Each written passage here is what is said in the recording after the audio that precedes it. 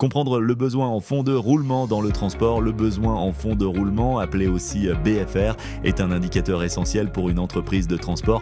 Il représente l'argent nécessaire pour financer le décalage entre les dépenses de l'entreprise et l'encaissement des factures clients. Dans le transport, ce décalage peut rapidement mettre une société en difficulté. Prenons un exemple simple. Une entreprise réalise une prestation de transport aujourd'hui. Pourtant, son client peut régler la facture dans 30, 45 ou même 60 jours. Pendant ce temps, l'entreprise doit déjà payer le carburant, les péages, les salaires, les cotisations sociales, les assurances, l'entretien des véhicules et parfois les mensualités de crédit ou de location. L'entreprise doit donc avancer de l'argent avant même d'avoir été payée. C'est précisément ce besoin de trésorerie que mesure le BFR.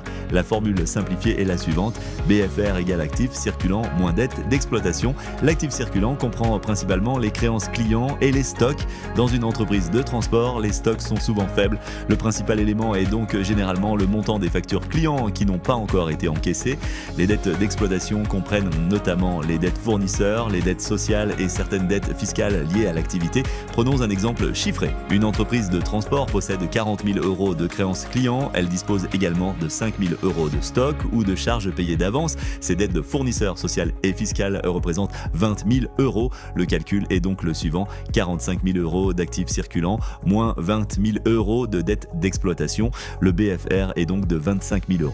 Cela signifie que l'entreprise doit trouver 25 000 € pour financer son cycle d'exploitation. Attention, un chiffre d'affaires élevé ne signifie pas automatiquement que l'entreprise dispose d'une bonne trésorerie. Une société peut réaliser beaucoup de prestations, afficher un bénéfice comptable et pourtant manquer d'argent sur son compte bancaire.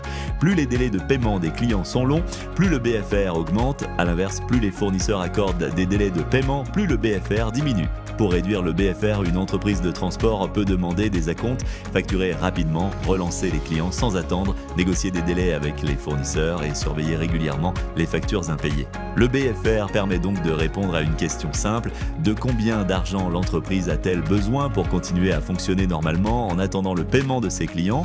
Dans le transport, bien gérer son BFR est indispensable pour éviter les tensions de trésorerie et sécuriser le développement de l'entreprise. N'oubliez pas de télécharger votre e-book gratuit sur le BFR. Il reprend les notions essentielles du cours de façon claire pour vous aider à réviser. Le lien est juste en dessous.